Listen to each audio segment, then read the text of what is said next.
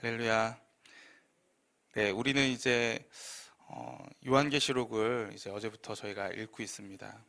이 요한계시록, 여러분들 어떻게 생각하십니까? 요한계시록 읽을 때마다 잘 이해가 되시나요? 요한계시록이 참 쉽지 않은 책입니다. 그렇죠? 저도 막상 읽으면 무슨 말이지? 라고 할 때가 사실은 많습니다. 그래서 요한계시록을 관련된 여러 서적들을 읽고 공부하지 않으면은 이해하기조차도 참으로 어려운 책이 요한계시록이에요. 또 그러한 가운데 요한계시록 계시와 묵시의 말씀인 거잖아요. 그러기에 이것을 또 어떻게 우리가 해석하는가에 따라서 너무나도 해석의 그 방향성이 많기에 또 많은 논란이 있는 책이기도 합니다. 또 심지어 이걸 가지고 자기들 마음대로 자의적으로 해석을 해서 또 성경과는 다르게 해석해서 아주 이단에서 그렇게 잘못 쓰이고 있는 그런 책이기 때문에 우리가 요한계시록 읽을 때마다 어떻습니까? 복음서 읽을 때랑은 전혀 다릅니다. 마음에 부담이 있어요. 마음에 부담이 있습니다. 그래서 그런 부담 때문에 도리어 요한계시록을 읽기를 약간 꺼려하는 분들도 계시고, 다른 성경, 로마서나 갈라디아서나 복음서를 더 읽기를 기뻐하시는 그런 분들이 또 적지 않은 것이 또 사실이기도 합니다. 하지만 많은 신학자들 그리고 목회자들이 수년 동안 오랫동안 이 요한계시록을 성경 안에서 복음 안에서 그렇게 해석해 온 것들이 많이 있습니다. 또 그렇게 가르쳐 왔습니다. 그리고 그 요한계시록을 통해서 또 하나님의 위로하심을 받은 그러한 사람들이 너무나도 많기 때문에 우리가 두려워할 필요가 있을까요? 없을까요? 없습니다. 네, 없어요. 그래서 오늘은 우리가 이 요한계시록을 읽을 때에 하나님께서 이 사도 요한으로 하여금 어떻게 말씀하시고 그때 당시에 사람들에게 그 위안과 또 용기와 또 힘을 주셨는지 우리 함께 오늘은 이 존귀와 영광을 받으시기에 합당하신 어린 양 예수라는 제목으로 함께 은혜를 나눠보도록 하겠습니다. 먼저 우리가 요한계시록을 읽기 전에 그 배경과 또 요한계시록의 몇 가지 그 특징을 좀 살펴보는 것이 중요합니다. 오늘 본문 1절, 요한계시록 1장 1절 우리 함께 한번 읽어보도록 하겠습니다. 요한계시록 1장 1절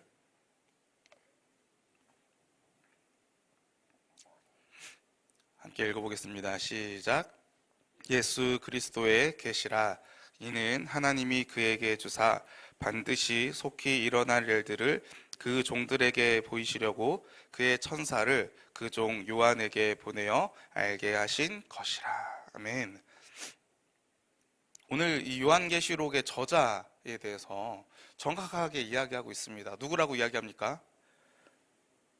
그 종 요한이라고 그렇게 이야기하고 있죠. 사도 요한님이 분명합니다. 학자들은 이 초대교부였던 이레니우스라고 하는 교부 감독이 있어요. 이레니우스의 진술에 따라 이 요한계시록을 사도 요한이 썼다. 언제 썼느냐? 반모섬에서 그의 말년내 약 AD 95에서 96년경에 반모섬에서 하나님의 환상을 보면서 또 들으면서 그 가운데 썼다라고 그렇게 이야기를 합니다. 그러면 여기서 중요한 것이 논란이 되는 게 이 AD 95년, AD 70년에는 예루살렘이 멸망하잖아요. 그렇죠? 이 70년이냐 아니면 네로 황제 때냐 아니면 95년 이 도미티안이라고 하는 이 황제 때 반모섬에서 요한이 썼냐, 저작 시기가 굉장히 좀 중요합니다. 논란이 있어요. 네, 제가 공부한 바로는 도미티안 황제 때가 맞다라고 그렇게 생각이 듭니다. 사도 요한이 또 초대교부 140에서 203년에 살았던 초대교부였어요. 엄청나게 그 성경이 쓰여졌던 시기와 가까운 시대인 거죠. 그 초대교부의 증언에 따라서 사도 요한이 그 가운데 반모섬에서 AD 95년경 도미티아누스의 그 황제가 그 황제 숭배, 로마의 황제 숭배를 가지고 기독교인들을 엄청 핍박했습니다. 엄청 박해했어요. 그 가운데 썼던 것이다 라고 우리가 알고 있습니다. 그래서 그 가운데 사도 요한이 무엇을 위해서 썼는가? 이 황제 숭배로 인해서 수없이 핍박받아서 또 그 가운데 신앙을, 믿음을 저버리고 떠나는 사람들도 적지 않았던 것이죠. 그러기에 이 반모섬부터 시작해서 그 바로 건너편에 이 소아시아의 7교회들, 여기에 나오면 에베소, 서머나, 버가모, 두아지라, 사데, 빌라델비아, 라오디게아, 이 7교회들에게 편지를 쓰는 거예요. 과연 뭐라고 썼겠습니까? 하나님의 복음을, 하나님의 믿음을 저버리지 말라는 것이죠. 박해와 거짓 가르침, 영적 나태, 또 그 박해에 따른 타협, 이거에 직면하여서 복음으로 견뎌내고 복음으로 도리어 승리하라라고 그들 가운데 권면한 이러한 편지가 바로 요한계시록이다라는 거예요. 그래서 본문에서도 이렇게 이야기하고 있습니다. 요한계시록 1장 2절과 3절 말씀입니다. 요한은 하나님의 말씀과 예수 그리스도의 증거 곧 자기가 본 것을 다 증언하였느니라. 우리 3절 말씀 함께 읽겠습니다. 시작. 이 예언의 말씀을 읽는 자와 듣는 자와 그 가운데 기록한 것을 지키는 자는 복이 있나니 때가 가까움이라. 그러기에 이 요한계시록, 그때 당시에는 요한계시록 이렇게 안 읽혀졌겠죠. 사도 요한이 썼던 편지였을 것입니다. 이 편지가 7교회 가운데 편지의 형식으로 돌려져서 이들이 이 말씀을 보고 그 가운데 자신들이 모여서 교회 안에서 예배 가운데 이 하나님의 말씀, 하나님께서 보여주신 이 계시의 말씀들을 읽고 그리고 묵상하고 그리고 이 말씀대로 지키면서 그들의 믿음을 지키면서 나아갔다라는 거예요. 그러기에 우리는 이 요한계시록 어떤 장르인가라고 이야기할 때 계시와 묵시의 책이죠. 이렇게 잘 알고 있습니다. 하지만 그것뿐만이 아니라 그 가운데 예배 가운데도 그 가운데 이들이 그 말씀을 읽고 읽으면서 그들의 믿음을 지키려고 했던 그런 예배 가운데 쓰여졌던 책이고 또 그들 특정 교회들뿐만 아니라 여러 교회들에게 전해졌던 이런 회람 서신이었다라는 것을 우리가 알 수 있습니다.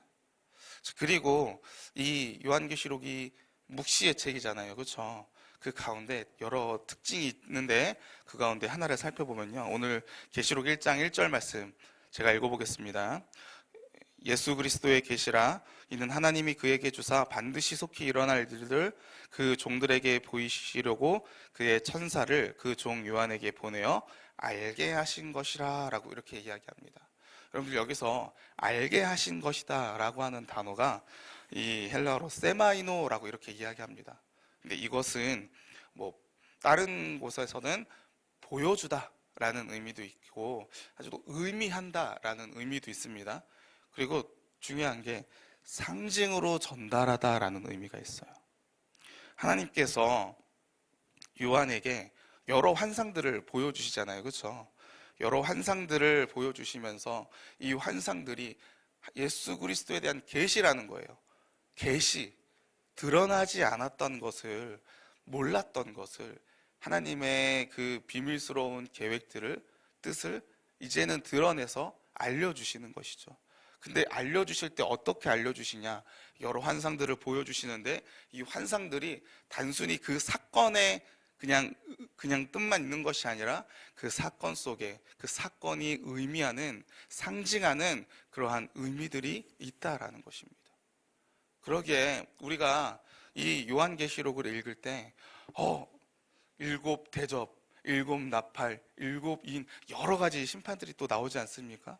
이것들을 그냥 있는 그대로 받아들이는, 문자 그대로 받아들이는, 그것도 참 중요하지만 그런 의미 가운데 이러한 사건 속에서 하나님께서 상징하시고 하나님께서 의미하시는 바가 분명하게 있다라는 것을 우리가 알아야 된다라는 거예요. 그렇게 성경을 요한계시록을 읽어야 된다라는 것입니다. 그러기에 오늘 이 계시록 1장 20절에서도요 그러한 예를 좀 잘 보여주고 있어요. 요한계시록 1장 20절에 내가 본 것은 내 오른손에 7별의 비밀과 또 7 금촛대라. 7별은 7 교회의 사저요 7 촛대는 7 교회니라. 이게 지금 예수님께서 사도 요한에게 알려주신 거예요. 그렇죠? 7 촛대는 뭐라고 이야기합니까? 7 교회다라고 이야기합니다. 촛대와 교회 사이에는 어떤 연관성이 없어요. 근데 이거를 지금 누가 해석해 주시는 겁니까? 예수님께서 해석해 주시는 거예요.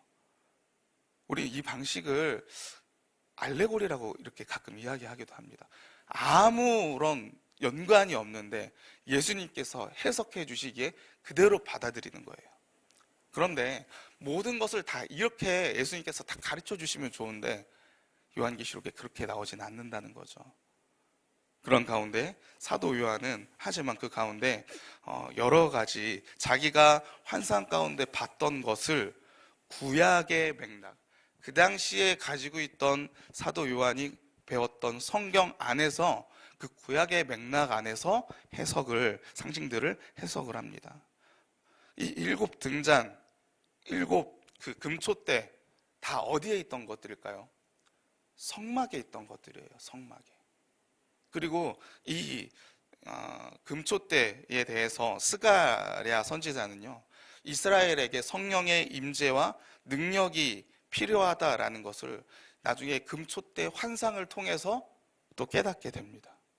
그러니까 구약의 그 레위기의 성막, 출애굽기의 성막부터 그 예언 시대 때 스가랴 선지자를 통해서 이 금촛대가 또다시 어떤 의미를 가지고 환상을 봤던 것처럼, 그리고 이제는 예수님께서 이 7 금촛대가 7 교회라라고 이렇게 계속 이어져 오는 이런 통일성, 구약과 신약을 이어주는 이 관계성, 아무런 의미가 없는 것처럼, 관계가 없는 것처럼 보이지만 관계가 없는 것이 아니라 성경 안에서, 구약 성경 안에서 하나님께서 이 가운데 계속 이 요한으로 하여금 알아낼 수 있도록, 해석할 수 있도록 그렇게 보여줬다라는 것입니다. 그런 의미에서 우리는요 또 하나 특징적으로 발견할 수 있는 게 바로 7이라는 숫자입니다. 7별, 7뿔, 7눈, 7 촛대, 7 등장, 7 입, 7 나팔, 엄청 많죠. 이거 외에도 많습니다. 다 요한계시록에는 7이라는 숫자로 가득합니다. 여러분들 이 7이라고 하는 숫자, 우리 게마트리아라고 이미 잘 알고 있죠. 그 가운데 7이 상징하는, 의미하는 것은요 완전함입니다. 전체라는 의미를 가지고 있어요.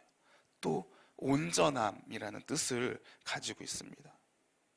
그런 의미 가운데 오늘 사도 요한이, 또 주님께서 사도 요한을 통해 7 교회에게 보냈다. 이거 에베소부터 시작해서 라오디게아까지 7 교회에게 보냈다라는 것은 그 특정 교회에만 보낸 것도 있지만 그것만이 아니라 어디에다가 보냈다고요? 전체에다가 보냈다고요. 교회 전체에게 보낸 것이다 라고 우리가 말할 수 있다라는 것입니다. 교회 안에 있는 성도들 모두에게. 그리고 그것은 오늘날 우리한테도 동일하게 적용이 된다라는 거예요. 동일하게. 그러면 동일하게 우리한테 이야기하겠죠. 무엇을요? 세상이 우리 가운데 힘들고 어렵게 하고 박해 가운데 온다 할지라도 무엇으로요? 하나님의 복음으로, 예수 그리스도에 대한 믿음으로 말미암아 우리가 이 박해와 시험과 또 여러 가지 영적 나태들과 또 세상 가운데 있는 여러 가지 타협들을 복음으로 이겨내라라는 것입니다. 극복하라라는 거예요. 동일하게 적용이 된다라는 것입니다.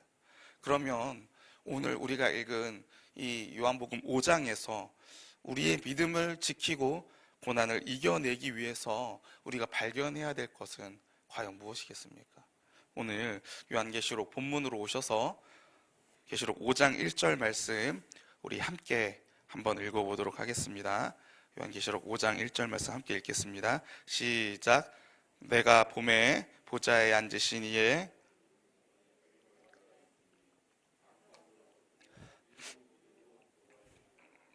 아멘. 보좌에 앉으신 이의 오른손, 보좌에 앉으신 이 누구겠습니까? 하나님 아버지죠. 하나님 아버지께서 지금 두루마리를 오른손에 들고 있다라는 것입니다. 여러분들, 이 두루마리, 7인으로 봉해져 있는 이 두루마리는 뭐겠습니까? 6장에 보시면 이 인이 하나씩 벗겨질 때마다 여러 가지 사건들이 일어나고 있습니다. 그렇죠? 그러기에 우리는 이 두루마리는 뭐냐? 하나님께서 계획하신 일들이다. 앞으로 하나님께서 그 마지막 날까지 하나님께서 그 가운데 계획하시고 반드시 실행하신 일들, 하나님의 계획들, 하나님의 뜻을 담겨져 있다라는 것을 우리가 알 수 있어요. 그래서 그 하나님의 계획인데 오늘 본문 2절과 3절에 이렇게 이야기합니다. 또 봄에 힘있는 천사가 큰 음성으로 외치기를 누가 그 두루마리를 펴며 그 인대기에 합당하냐 하나 하늘 위에나 땅 위에나 땅 아래에 능히 그 두루마리를 펴거나 보거나 할 자가 없더라. 두루마리를 펼 수 있는, 그 인을 뗄 수 있는 자가 있다고 합니까? 없다고 합니까? 없다고 해요. 하나님의 계획하심이 분명히 있는데 지금 그 하나님의 계획하심의 두루마리를 펴야 됩니다. 인을 떼야 돼요.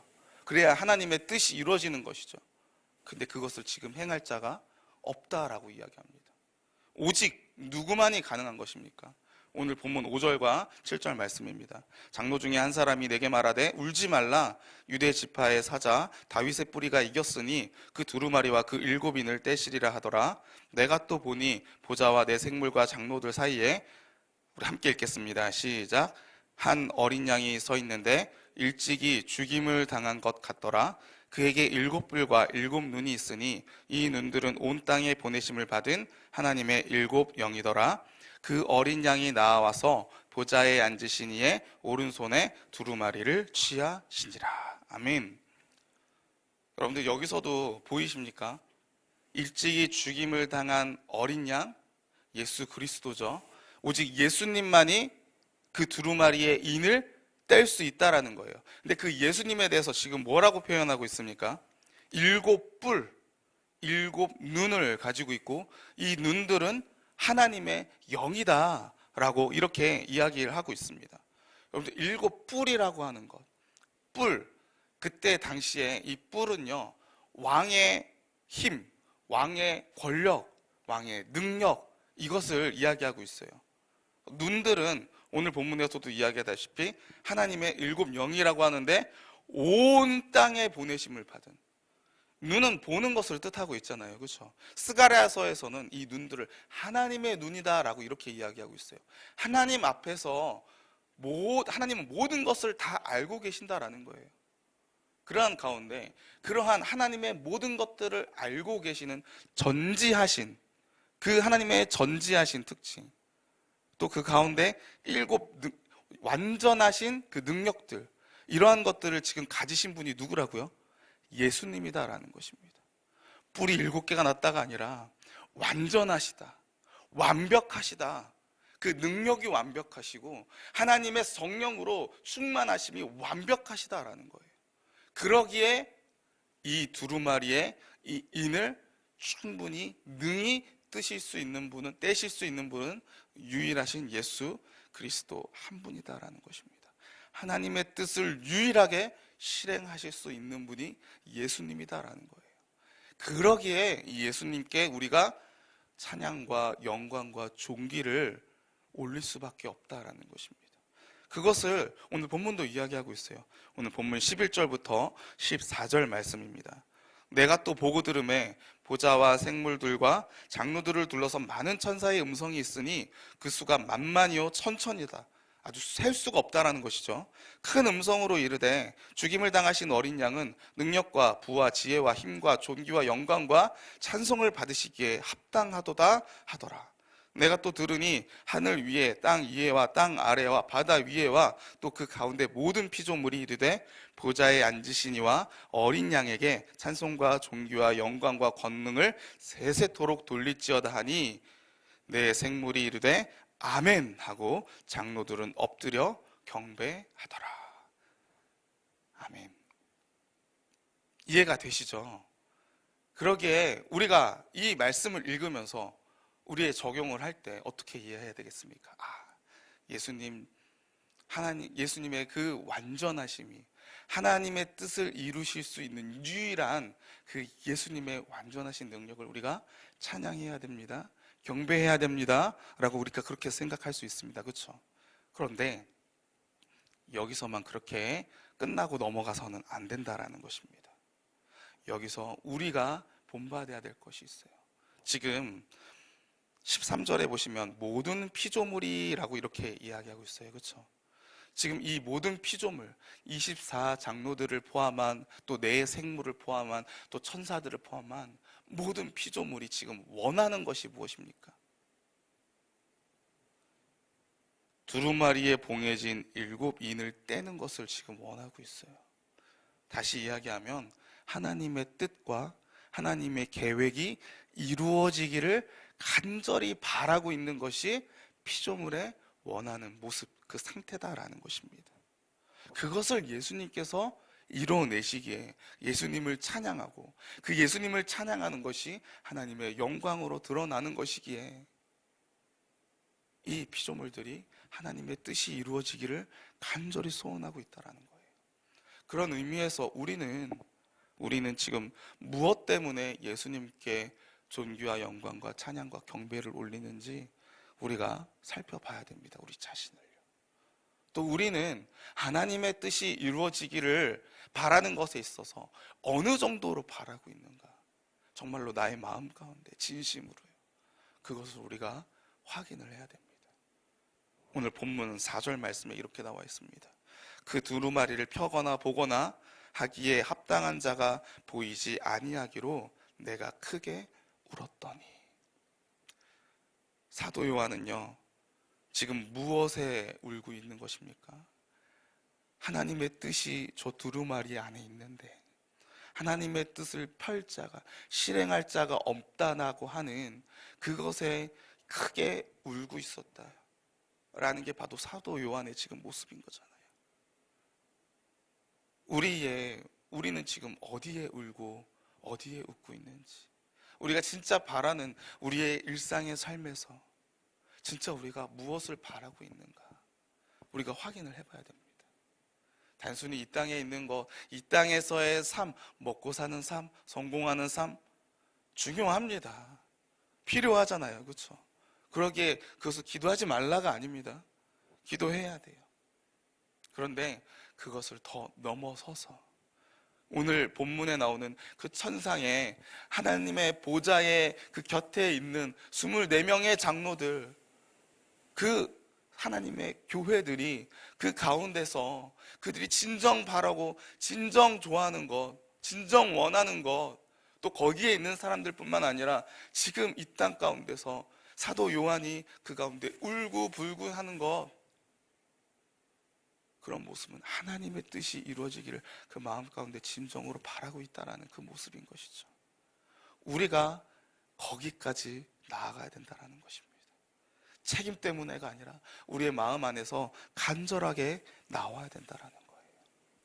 그러기에 거기까지 이르기에 우리가 그것을 위해서 어떻게 해야 됩니까?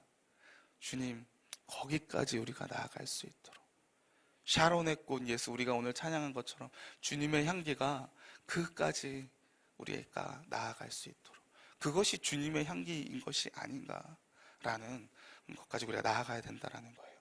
그러기에 저와 여러분은요, 하나님의 뜻, 하나님의 복음, 이 복음이 실현되어지는 것, 하나님의 뜻이 이루어지는 것에 따라 기뻐하고요, 이루어지지 않음에 따라 울음으로 나아가는 하나님이 기준이 되는 그러한 삶으로 나아가는 저와 여러분 모두가 되기를 주님의 이름으로 축원합니다. 그 가운데 마지막으로 우리 8절 말씀 한번 읽어보도록 하겠습니다. 시작. 그 두루마리를 취하심에 앞에 엎드려 각각 검은고와 향이 가득한 금 대접을 가졌으니 이 향은 성도의 기도드리라. 아멘. 성도의 기도들이 바로 이 금 대접 안에 있는 향이다라고 이렇게 이야기합니다. 이 향을 주님께서, 하나님께서 맡으시고 흠양하시고 기뻐하시는 것이죠. 심지어 레위기서에서는요, 이 향을 이렇게 이야기합니다. 레위기서 16장 12절에 향로를 가져다가 여호와 앞 제단 위에서 피운 불에 그것에 채우고 또 곱게 간 향기로운 향을 두 손에 채워가지고 휘장 안으로 들어가서 여호와 앞에서 분향하며 향연으로 증거계 위 속죄소를 가리게 할지니 그리하면 그가 죽지 아니할 것이며. 그 향으로 그 속죄소를 그 향기로 가린다라는 거예요. 분향한다라는 거예요. 그러면 그가 죽지 아니하는 그러한 일이 일어난다라는 것입니다. 그 향이 지금 본문 가운데 성도들의 기도다라고 이렇게 이야기를 하고 있어요. 그러니까 여러분들, 하나님께서 하나님의 뜻을 이루심에 있어서 성도들의 그 하나님의 뜻에 맞는 하나님의 뜻이 이루어지기를 간절히 바라고 그 가운데 기도하는 그 성도들의 기도를 하나님께서 흠양하시고 그 기도에 따라서 하나님께서 문을 여신다라는 것입니다. 이루어내신다라는 거예요. 그러기에 우리가 얼마나 하나님 앞에 사랑받는 존재입니까? 얼마나 귀한 존재입니까? 이것을 들었을 때에 아마 사도 요한과 함께 했던 그 공동체들은요, 7교회는요, 하나님 앞에 자신의 기도들이, 자신의 간구함들이, 자신의 가치들이 얼마나 사랑하고 얼마나 존귀한 존재인지를 알고 깨닫게 되고 마음의 위안이 됐을 것이다 라는 것입니다. 그러기에 오늘 이 새벽에 기도할 때에 저와 여러분의 기도 가운데 이 주님께서 기뻐하시는 이 기도, 하나님의 뜻이, 하나님의 복음이, 그 영혼 구원함이 이 땅 가운데 하나님의 영광이 드러나는 것이 주님, 나의 삶 가운데 나를 통하여서, 우리 교회를 통하여서 주님 드러나게 되기를, 선포되어지기를 간절히 소원합니다. 주님, 우리를 사용하여 주시옵소서라고 이렇게 기도하며 주님의 향기를 드러내는 저와 여러분 모두가 되기를 주님의 이름으로 축원합니다. 우리 함께 기도하도록 하겠습니다.